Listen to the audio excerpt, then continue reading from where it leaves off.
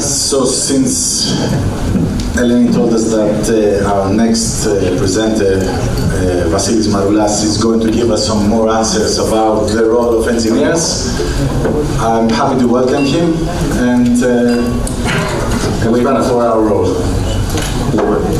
Σας ευχαριστώ πολύ για την πρόσκληση. Μεγάλη μου τιμή και χαρά που βρίσκομαι ανάμεσά σας. Unfortunately, δυστυχώς δεν έχω απαντήσεις. Έχω έρθει χωρίς απαντήσεις. Έχω έρθει μόνο με ερωτήσεις και ιδέες. So I will switch on to English. I'm a mechanical engineer. I work, as probably most of you, in buildings and in building services. And today I have put together a presentation, probably somewhere in the middle between Ms. President and Eleni, about the built environment, the buildings, and not just about the building as an entity, but how buildings could influence the wider communities. But also, I'm touching upon what is the role, or what should be the role in future of us as building services engineers or other engineers, and whether that role must change, whether our profession must change in order to tackle the challenges we are facing. So I'm continuing from the topic that Eleni touched upon at the end of her presentation about the resilient city plan that Athens have come up with. In that document, which was referenced earlier, there was two things that were identified, two main topics that were identified as challenges for Athens. And they were described into two categories. The first category was acute shocks being an event that happens once and has an impact into the city. And yes, civil unrest doesn't happen once, may happen on a weekly basis, but it's an individual standalone event. And there are also chronic stresses. These are problems and challenges which are facing, which Athens is facing on a long period of time. And the document that was referred to, the resilience strategy, has been developed across those two, how we could tackle those two types of challenges. So with that in mind, we as engineers, we cannot necessarily tackle all those challenges, but we have an opportunity to tackle some more than we can tackle some others. And so I am going to talk about what we can do in tackling some of these challenges. So first I would like to share with you an example of a project we did 10 years ago, where and this is, it's lessons that we learned. We're not coming here to share answers with you. It's what we have learned from the problems we faced, the mistakes we did, or the achievements we made over the years. So we'd like to share with you a project we did 10 years ago. We started 10 years ago about sustainable buildings and sustainable development, not just within the boundaries of a building, but how sustainable development can impact the neighborhood and the city. So back in 2010, 2012, we were asked by a developer in Helsinki, in Finland, to design a sustainable development considering holistic sustainable goals. The development was called Low to No. It was 4 residential buildings and 1 office building. And we were asked, and the title was chosen so that just to represent the idea that the client had, how we could develop a low carbon building, a low carbon development now, and how that low carbon development could actually in future become a zero carbon development, how it could evolve over the years. And so we, along with Arup, the architects and the design team, we worked with all our offices across the globe on thinking about what holistic sustainable development means. And so we came up with 3 scales. So it was the building scale, what we can do on the building scale, which was the on-site, what we can do in the Yatkasari, that was the name of the neighborhood, and what we can do in the neighborhood and how the development can interact with the neighbor and influence the sustainability of the neighborhood, and then how that development affects the city as a whole. And so on the on-site scale, we had ideas like, does this work? Yeah, like demand reduction, which was reducing the energy. I'm sure you are all familiar with that. How we could have on-site renewable technologies, how we could introduce smart systems, smart metering, how we could actually engage the users into operating their buildings, how they could be informed using applications in how the building is operated, what Sheila shared earlier with the clever thermostats. Also, how we could use electric cars in order to, and being charged on site, and a number of these kind of ideas. And then when we moved into the wider scale, into the neighborhood, we looked about low carbon mobility and how we could develop car sharing schemes in order to reduce the carbon emissions associated with the transport. And also, when we looked also into connecting a local heating and cooling district networks to reduce the carbon, not just emitted from the building, but also from the neighborhood, that was a neighborhood size scheme. And finally looked into the off-site impact that we could have, and looked into district grid networks and how the electricity that is provided to the development comes from green energy sources, and how the residents of that development could actually benefit and have the opportunity to buy electricity from green off-site renewable technologies. So all that was really good ideas, and we then assessed what was the impact of each of those systems and the wider design into the carbon emissions, how we can reduce carbon in order to make the development and contribute into making the city a resilient city. And so we called it a carbon account. It was a calculation of what would be the carbon emissions from our building. And firstly, on the building scale, the operational energy, what we as building services engineers do day in, day out, the systems that we install actually consist of 60% or 50%, depending on how you read the graph, 56% of the total energy of the building, the rest being the embodied energy, which is the energy associated, the carbon associated with the materials that are being used to build the building. But when we put those numbers into the wider scale and we brought transport into the equation, we actually found out that the building itself and the carbon that are being emitted by the building only equate to 20%. And the choices that the people are making on how they commute, what transport means they are using, actually equates to 80%. And when we took that a step further on what is the lifestyle that we have, and by lifestyle I mean the thing that I'm touching, which has come from China, and the jacket I wear, which comes from India, when you bring the carbon associated with our lifestyle into the equation, actually 50% is about the choices we are making on a day-to-day life. And the building, just the operational energy, is 80%, it's only 8%. And that demonstrated to us that we as designers, we must think how our buildings can influence our behavior and our choices beyond just how the building operates. The numbers over the years have been improved, have been refined. That 8% is probably about 20-25% now, but the message remains the same.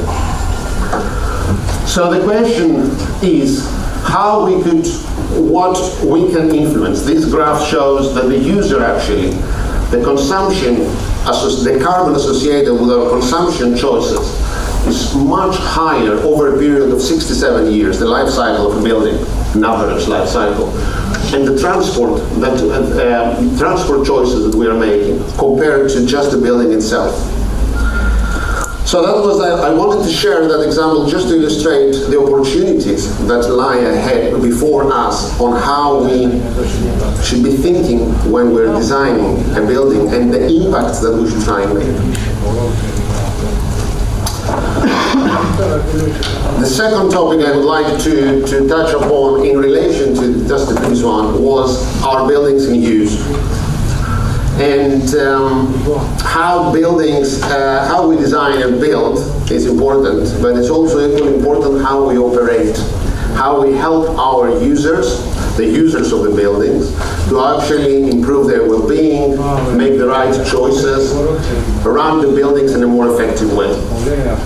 And what we have been doing up to now is that we are designing and building systems.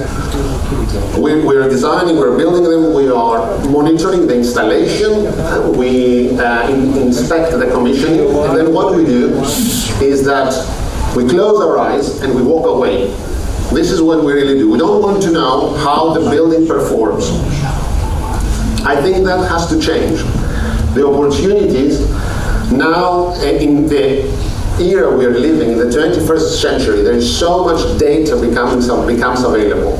In that data, we should try to utilize it to understand how the buildings performs.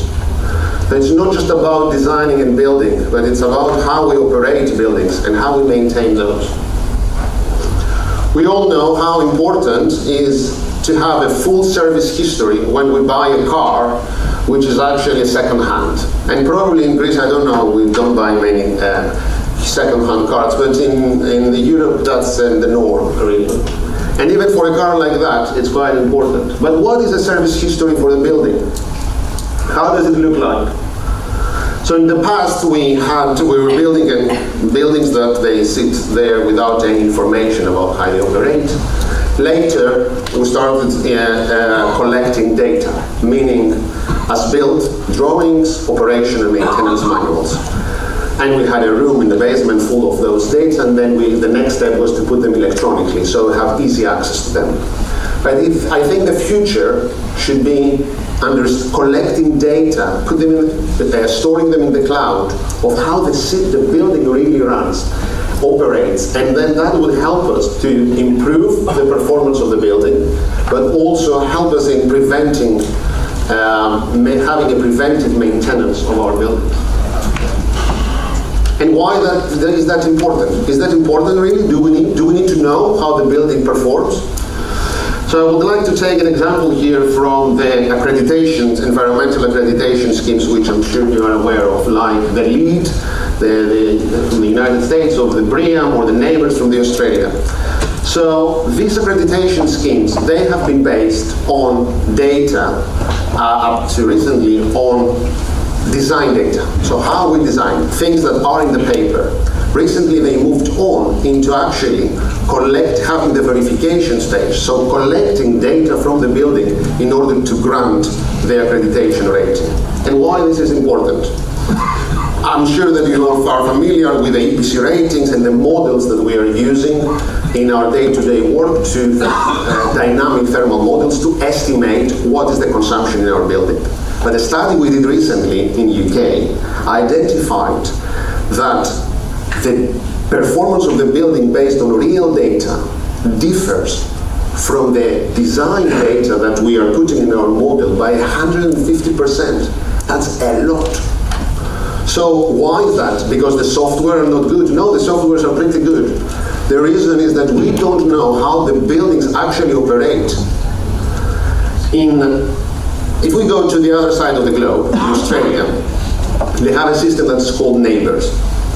So they have a study that was done recently identified that the buildings, the new commercial buildings, that they have a 4-star rating or above, they have added into their commercial value 21%. That's a significant number. And now environmental performance actually impacts commercial value of a building. I go to, and how easy is that to be achieved? If I digress for a moment into the white goods sector, 10, 15 years ago, it was introduced by the European Union, the energy rating for the white goods. And if you go now into the market, then 15 years into that scheme, it will be hard to find a white good with a rating less than A. So this has become the minimum standard that the market expects, that we as consumers expect when we go out to buy a white good. In Australia, it is the minimum expectation from the market is that any new commercial building will have a minimum 4-star rating. So now performance and actual performance of a building has started coming into the market and becoming a real value, a real commodity.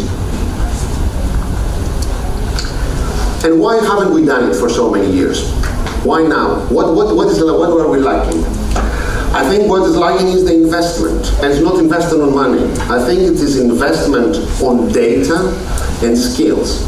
And now with the digital transformation age that we are using, we need to invest into data, into collection of data, store of data, and analyzing of the data, so we understand how the building performs. All that about smart meters and star grids needs to come into play. And we also need to invest in skills. One major challenge that we have identified in the UK, but elsewhere as well, is that engineers, mechanical, all sorts of engineers, don't necessarily have the skills to deal with that data. So we need to change the profession, change the skills that we have. We need to augment, we need to understand how to manage data, to collect data, to analyze data. And we, as engineers, we are so capable of adopting new skills and engaging into learning new areas. Also, the collecting data helps us not just to operate the building better, not just to improve the well-being or the energy performance of the building, but also helps to do predictive maintenance in our buildings. And I will use an example here from the Forth Road Bridge in the UK, which was a project in 2015, a 20 millimeters crack in the main trusses of the bridge closed the bridge for 1 month. That cost £650,000 a day, and let alone the traffic chaos that caused and the disruption to the users of the bridge. So what we did, we installed small sensors in order to monitor the performance of the bid and store data into the cloud. So we understand preventively when a failure could make and take preventive action. Something like that we could apply into our buildings. But in order to do that, in order to be able to do preventive maintenance, improve the operation, collect data, there are two key things that we should be doing as engineers who design buildings, as mechanical engineers or electrical engineers that we do that in our design process. One is we should move into open source protocols. So proprietary products that they have a closed logic and which cannot interact with others, from where we cannot extract data, they are not useful. We should be thinking about open source protocols and specify in our design BMS systems and lighting control system and security systems that they can actually talk to each other.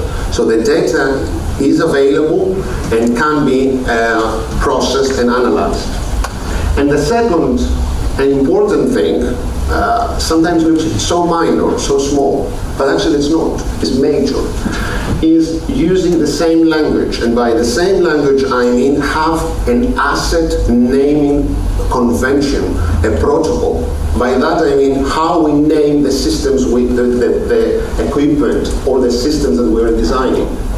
We need to have a protocol because there is so much data that is going to be collected that we need to have a way to identify, categorize, and analyze that. And this is an area that awaits us as engineers to come with ideas to resolve it. It hasn't been resolved by the industries. It is us that we can jump into that area and actually develop something new. So the message on that second topic is not just design and build, close the eyes and walk away, It's more staying within the building, help the facility managers to operate, improve the life of the users of the building, improve their well-being when they operate the building in a more efficient, operationally efficient way. And in Athens, in Greece, we have a major opportunity, and even more, a greater opportunity to do that, because we have a large building stock of aging buildings. Buildings are existing. And it's exactly the example that Sheila shared earlier about the ASHRAE headquarters. This is where the challenge is. And why it is important to actually tackle the existing buildings and try to work on those, with those, and extend their life. Because from 1950s, this is a graph that actually shows the carbon emissions associated with the planet. And since 1950s, the carbon equilibrium that the planet lives in has started coming out of balance. We are now at the tip of the iceberg. And that is going to keep growing unless we take action. And an analysis we did is, even if we design all the new buildings, like the first one I showed you, the low to no, we will still remain out of balance because of the large number of existing stock, of existing buildings that will still be here, and we have to improve those. So only if we start tackling the existing buildings, we will be able to bring the carbon equilibrium back to balance by 2050. And in Greece, we have the existing building stock is quite large. The majority of the buildings that exist in Greece have been built before 1980s. So we have 40, 50 years old buildings that we need to see how we could extend their life.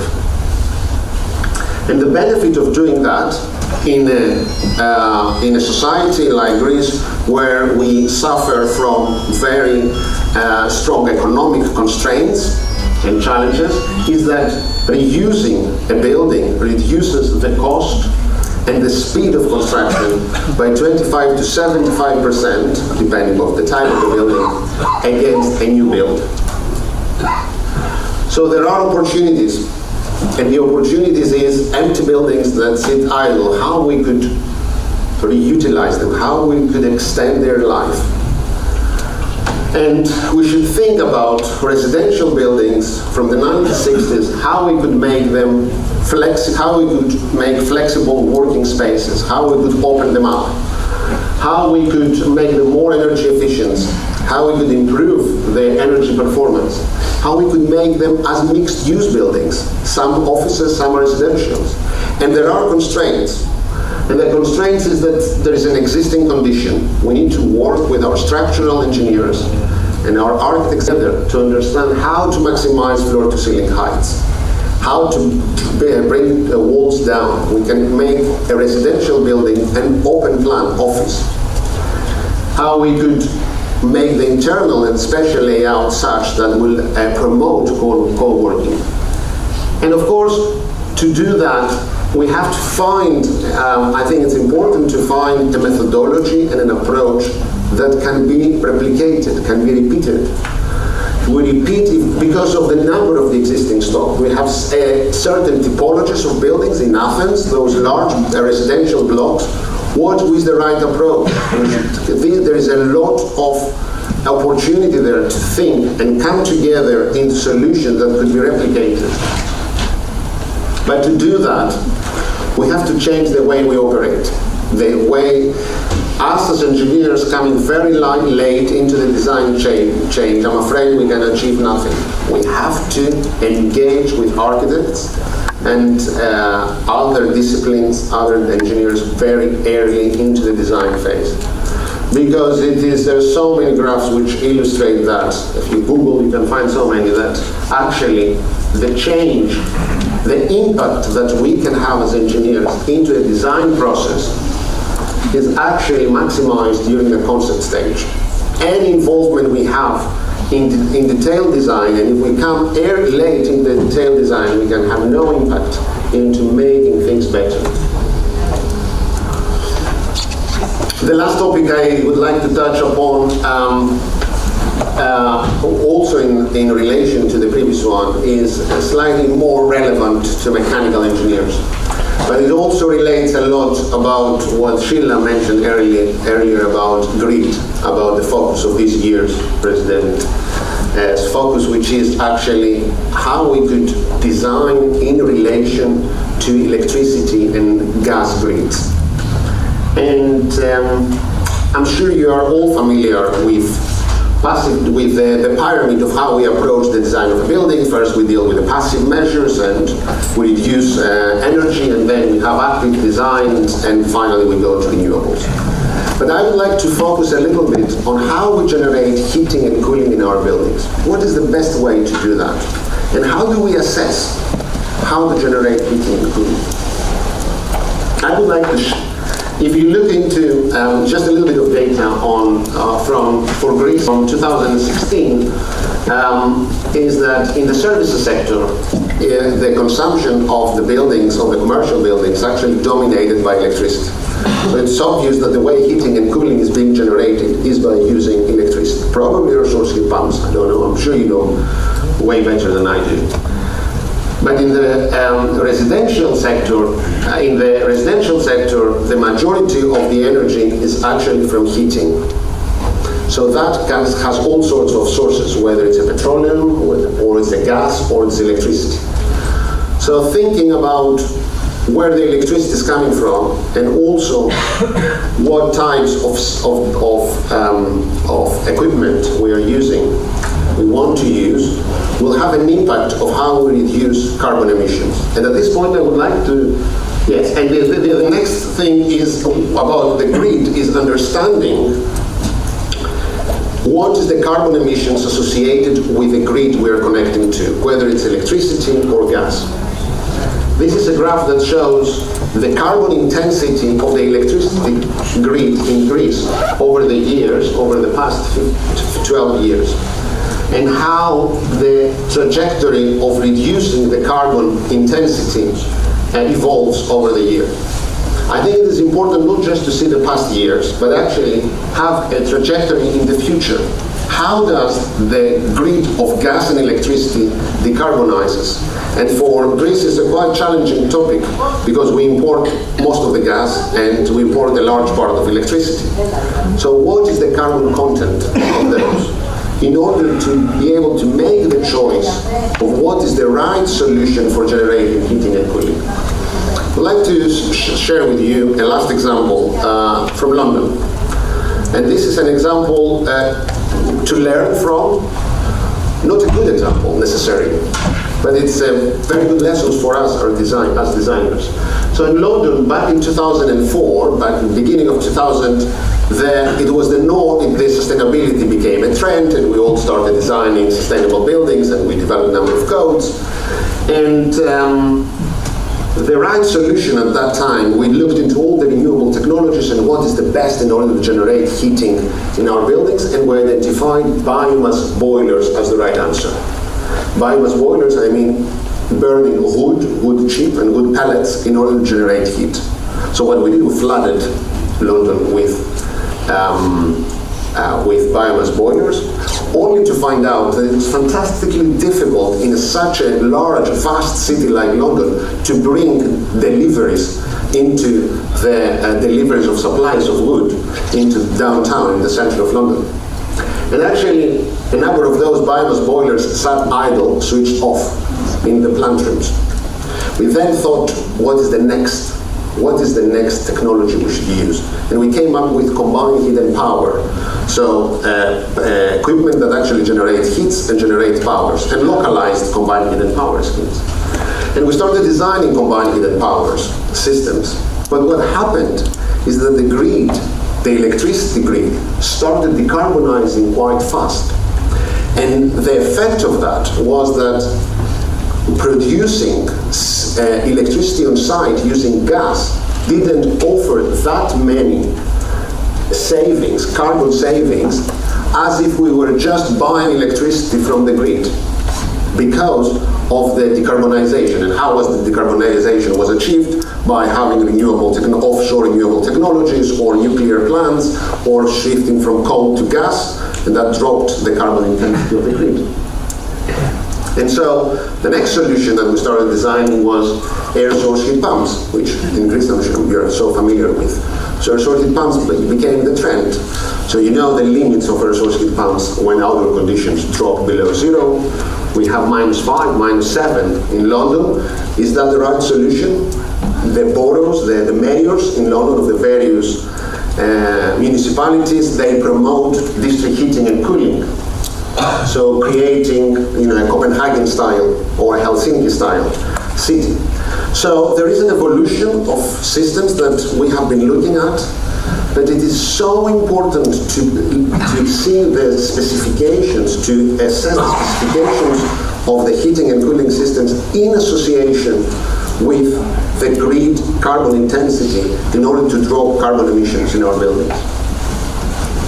So it is that topic, selection of fuel for heating and cooling has to so closely related to the decarbonization trajectory of the electricity and gas grid.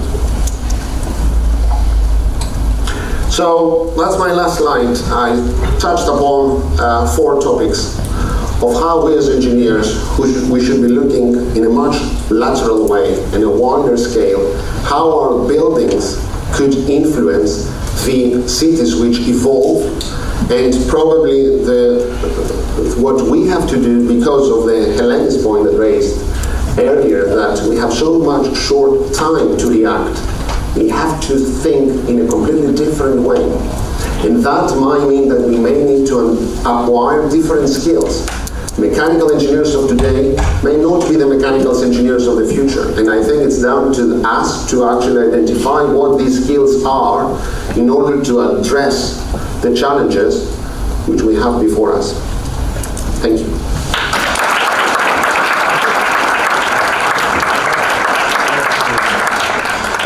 Thank you very much. Sorry, I have to say that last December I had a presentation right in this room, and I had a slide saying that the most important things that you need in an energy management system is data, data, and data. So thank you very much for stressing that out for me as well.